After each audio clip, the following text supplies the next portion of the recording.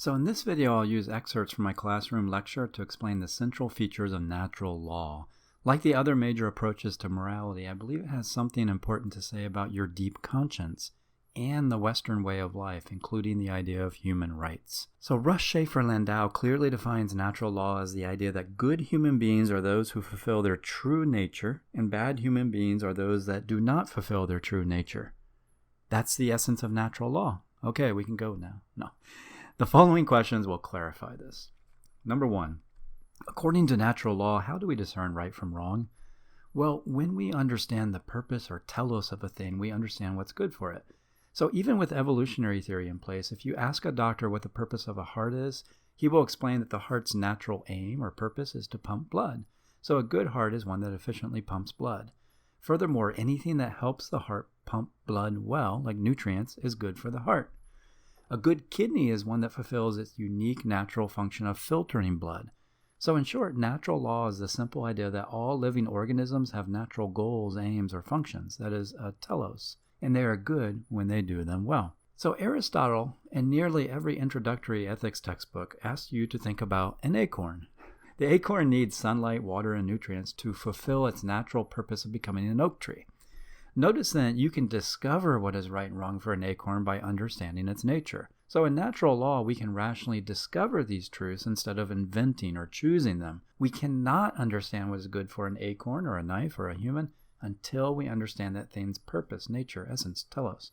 And since we are discovering nature and right and wrong instead of inventing or preferring it, natural law is an objective theory of morality. Now, it may be helpful to think of natural law as the seed theory. Once we understand the nature of the seed, like acorn, a tomato seed, whatever, we understand its final goal and what's good for it. Question 2. Does natural law mean we should do whatever is natural? No, natural law does not mean you should do what modern people mean by natural.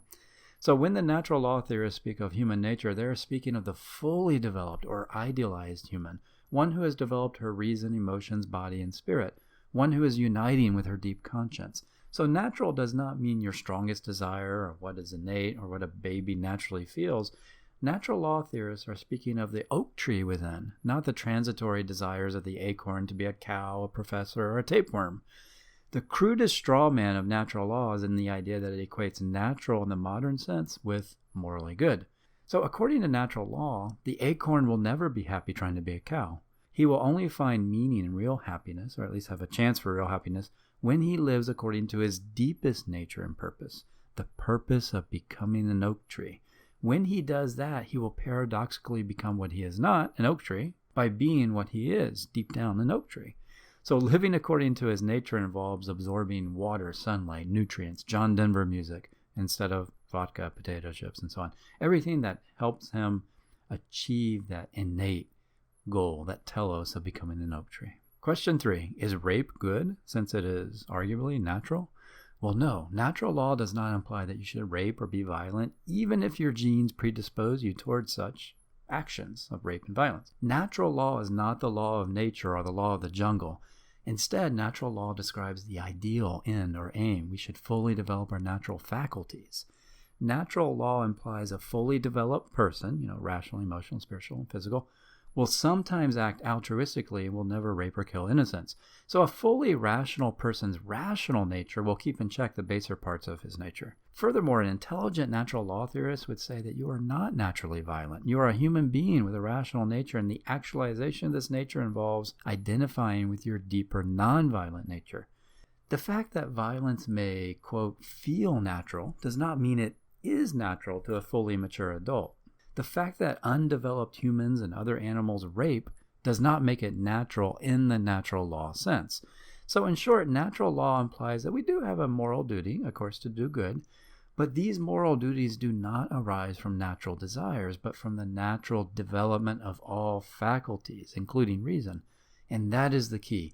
Being natural is not following any desire, innate or learned. It is acting as one would act if they fully developed all their faculties, including reason and awareness of their deep conscience. Okay, so we're thinking about purpose and telos and acorns and so on. But question 4 asks, well, what's the purpose or telos of human beings? And many people object and say, we can see the real or metaphorical purpose of acorns and knives, but humans We're free. We don't have any innate purposes or aims, right? Well, there's much to discuss here, but the short answer is no. Natural law theorists believe humans do have an innate telos or purpose. According to Aquinas, humans have a nature that aims to preserve human life, avoid harm, seek truth, nurture social ties, and engage in behavior that is benign and reasonable. Humans also seek to raise the young well. So the human duty is to achieve these goals towards which your deeper human nature is already fully aligned. So yes, there's a human nature, and the telos or purpose is built in. Now, I know some people are reluctant to accept that there is a human nature, but remember this: all humans have a body and reason. As they develop their reason, humans learn that drinking water all day nurtures their development, whereas drinking soda and melted butter all day does not. So water is good for all humans. This is a universal truth. And contrary to what some people think, it's not surprising to find some universal truths about humans, since we are all the same species on the same planet. When thinking about human nature, consider too that all humans have desires. As they develop their reason, they learn that fulfilling every desire that pops into their head does not lead to flourishing. Instead, they learn to use reason to discern which desires should be cultivated and which should be weeded out or disciplined. Pursuing every desire that pops into your head, in other words, is not good for any human. This is a universal truth, and every wisdom tradition recognizes it. So natural law theorists focus on universal aspects of humanity, the shared physical, mental, and emotional characteristics, and they derive morality from that. So as you develop all aspects of your deepest nature, this is a little more abstract, but as you develop, including reason, you will rationally see that there are some foundational goods like life, health, knowledge, play, friendship, religion, and aesthetic experience. These are in the deep nature of human beings, are intrinsically good. So you'll come to understand why your conscience commands you to do no harm, to care for the young, and so on. Again, the natural law idea is that when you come to understand human nature, you come to understand these foundational moral goods. At this point, many students rightly argue for unique purposes, since you have unique talents for music, leadership, science, nurturing children, or what have you, basket weaving. But natural law outlines the nature that all humans share. All humans have a body, conflicting desires, reason. All humans have physical, emotional, intellectual, social, and spiritual potential that can and should be developed. So remember this: natural law does not mean that each person has a different nature and therefore a different morality. No, natural law derives morality from what humans have in common. When the acorn listens to its deep conscience, it is listening to its deepest nature, the form of oak tree-ness within. It discerns right from wrong by understanding and living in accordance with its deepest nature, and so do you. Water is good for you because you're human. Not acting on every desire is good for you because you're human. As a rational creature, morality involves developing your reason, but also developing your social, emotional, spiritual, and physical blueprint. It involves finding meaning, too, for you are essentially a meaning-seeking creature. In the religious tradition, this involves aligning with your deep and transcendent conscience, and in the process, finding ultimate meaning.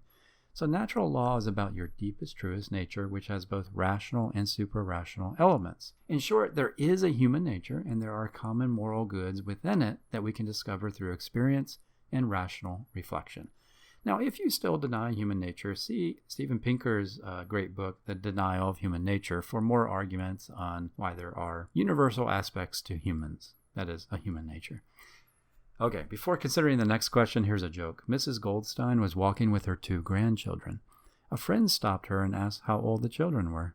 Well, she said, the doctor is 5 and the lawyer is 10.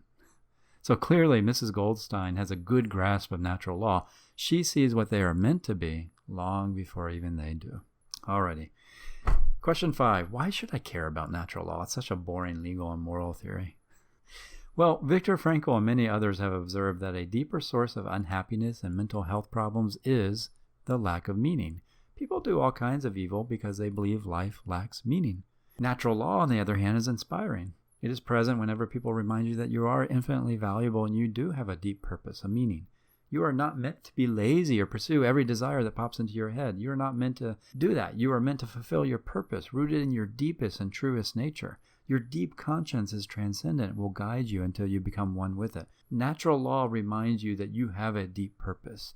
As we shall see later, it is also the foundation of many of the political rights and the political liberties that you enjoy. All right, question 6. What about psychopaths? Is it good for them to follow their nature?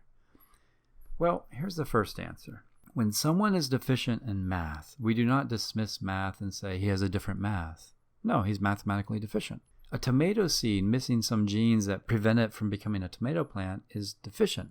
We don't say it's good for it to not become a tomato plant. It's defective, the traditional meaning of evil. A person can also be morally deficient. The fact that some people feel child rape is good doesn't make it so. Such people are morally deficient. And so that is one response.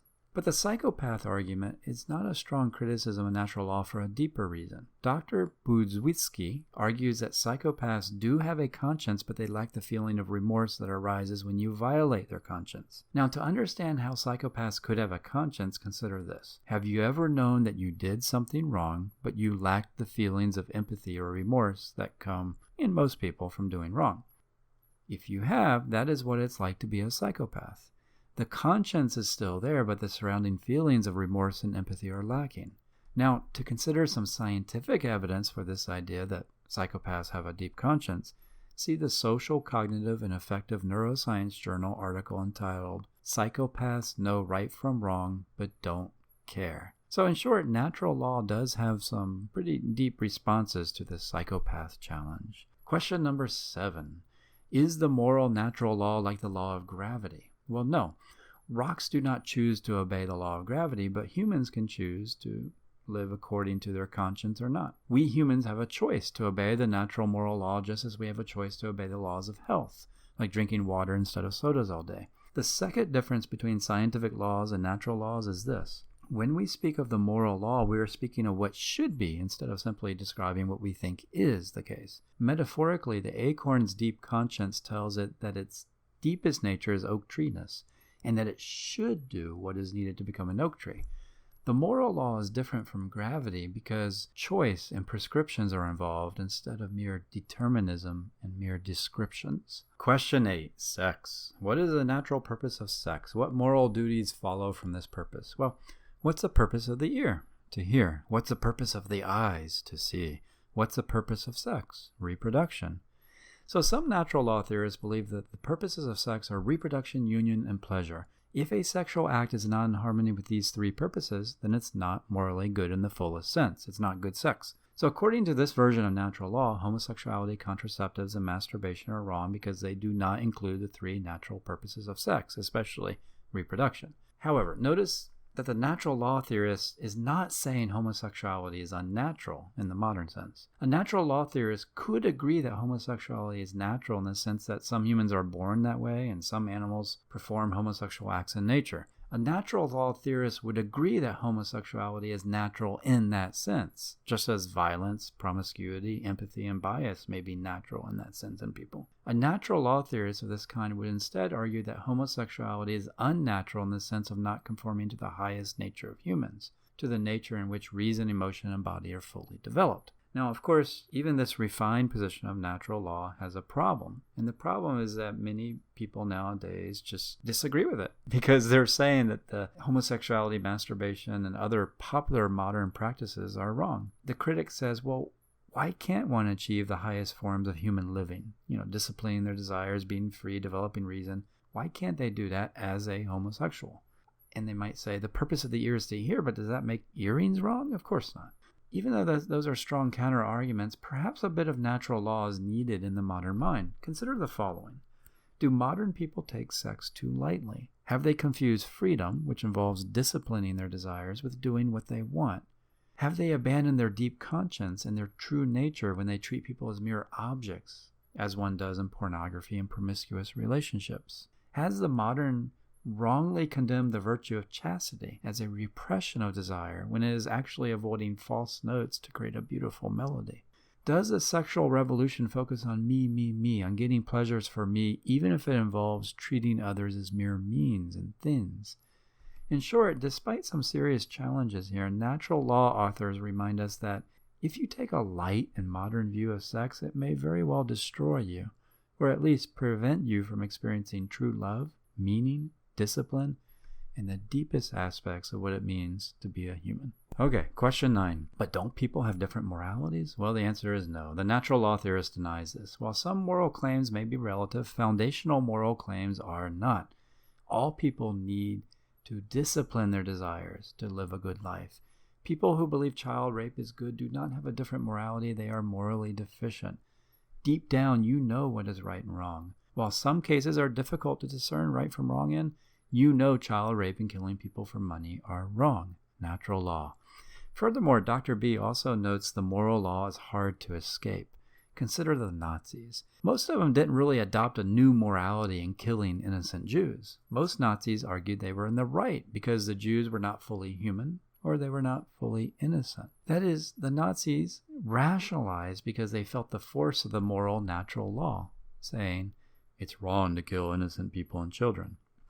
So when you read historical books like Browning's Ordinary Men, you will find the moral natural law was written on the hearts of Nazis too, but they rationalized their actions, had breakdowns, or turned to escapist drugs and so on. Few, if any, humans truly believe it was morally right to kill innocent humans or rape for fun. According to natural law, they know in their moral hearts that it is wrong, but they rationalize it with claims like they aren't really human or they aren't innocent. People do not differ in their foundational moralities, but they have various strategies for silencing the voice of these foundations, the voice of deep conscience. All right, number 10. How does natural law relate to human rights? Well, according to natural law, there is a higher law, and a government can protect or violate natural rights, but it cannot create or take them away. And this is because rights are rooted in nature or God, not cultural or individual approval. And this is one strength of natural law. There's a law higher than government by which we can judge government. Now, many modern intellectuals assert that rights are fictions, like Santa Claus, chess, corporations, or supernatural entities. But what follows from this view? Well, here's what follows. The UN Declaration of Rights is imperialism. Martin Luther King Jr. was mistaken for believing rights are grounded in something higher than positive law. And the Jews in Nazi Germany did not actually have a right to life. If rights don't exist somehow, it seems only preferences and power struggles remain. If rights don't exist, how can they be violated? And why should anyone really care? Natural law has answers. I won't get into all those answers here, but natural law has answers in which they ground rights in nature and the God of nature, in which each person is infinitely intrinsically valuable, and so on. So in short, natural law is more inspirational. Rights are somehow grounded in the nature or the God of nature, and so there is a higher law by which we can judge any positive law. The foundations of the political rights we now enjoy depend, I believe, on natural law. All attempts to ground them in self-interest or something else fail. For the natural law is what we use to judge self-interest, and self-interest often leads to the violation of rights. Okay, I'm rambling a bit there, so let's get to the criticisms. Some version of the naturalistic fallacy is the major criticism of natural law. So the question is, why should one believe that natural aims are morally good? The way things are is not necessarily the way they should be. That is, natural law theorists may be committing an is-ought fallacy. So let's say I'm an acorn. My nature is to become an oak tree, but does it follow that I ought to become an oak tree? How can we derive that logical ought from the mere fact that I am an acorn? What if Alan the acorn wants to try to be a cow? Just because his deepest nature pushes towards oak treeness, it doesn't follow he's evil if he rejects his deepest nature, does it? So this leads to an interesting discussion and debate, but the bottom line is that natural law may involve the naturalistic fallacy. Okay, number 2. According to evolution, do organisms have aims? No, and this may be a problem for natural law theory. Modern biology seems to show that nature does not have purpose or telos. It's random. So what are some of the responses from natural law theorists? Well, they point out that biologists speak as if the eye, heart, and acorn have a purpose. One could accept much of natural law by seeing purpose or telos as the path of development, the metaphorical purpose. And second, there are intelligent scientists who are pushing back against this materialistic metaphysics. Some are reconsidering final causes and believe that nature is teleological and that organisms are drawn towards their ideal forms. One very accomplished scientist who believes this is Rupert Sheldrake. His theory of morphic resonance is an example of basically a reintroduction of telos into nature. So, whatever the case, another line of criticism is to attack the idea of purpose or telos in nature. They say there is no purpose, or it's not clear what that purpose is. Here's a question to ponder as you think about this. If God did not create your conscience, and let's say evolution did, If that is the case, does that change your view of morality? Does it change your motivation to follow your conscience in any way? Number 3, if there is a loving God who created us, can we infer that human nature is essentially good and that natural law is correct? Well, initially it seems so. If a rational and good God created this world, then the natural order must be good. But if human nature is fallen, like an original sin, right, we should not base morality on the aims of human nature, as natural law does, because it's corrupt, it's fallen. And we should not imagine we know God's original blueprint for human nature if human reason is fallible, nor should we trust a holy book for answers about human nature, since we must use our fallible and corrupted reason to interpret the holy book. In short, the religious response creates new challenges for natural law theory. Human nature is corrupt, and so we cannot base morality on it, original sin. Now, the religious reply to this criticism often runs along these lines. We are fallen, but God has implanted a conscience within each of us. This conscience is natural law. When we follow natural law, we are not following our fallen nature. We are following our higher or good nature. And in the process, we are both growing it and becoming it. So the reply is, you have two natures. Natural law directs you to follow your good nature, and you know what is good and bad because of the conscience deep within, which speaks from your good nature. It reminds me of an old Native American story. So the elder tells the child that you have two wolves within, one good and one bad. They are in battle. The child asks, well, which wolf will win? The elder says, the one you feed will win. Indeed, most wisdom traditions around the world recognize that human nature is complex. It's neither entirely good or evil. Recognizing your dark shadow side, furthermore, and learning to live with it is a key to wisdom, partly because it prevents us from projecting evil onto others when it's in me, it's in us. Feeding your good nature by following your deep conscience is key, too, for it's a hero's journey. But also recognizing your shadow, your dark side, is a key. And both of those are the journey of becoming who you were meant to be. So here's the conclusion. I have outlined the foundations of natural law and its major criticisms. Natural law has been very influential. It outlines a higher standard by which to judge corrupt governments. It motivated people like Martin Luther King Jr. to judge and seek to change the laws in this country. And it reminds you that you are not a mere thing. You have a deep purpose, and the key to living a meaningful life is following your deep conscience, which, in religious natural law traditions, has transcendent origins. Along the way, you will develop your reason, emotion, spiritual, and physical self in a way that no rule can fully capture. Now, while some modern natural law theorists are atheists or agnostic, most are theistic. Most believe in God. And they argue that when you sit quietly with your conscience, you aren't just listening to yourself, but to your deepest and truest nature rooted in God. That's your conscience. Thanks.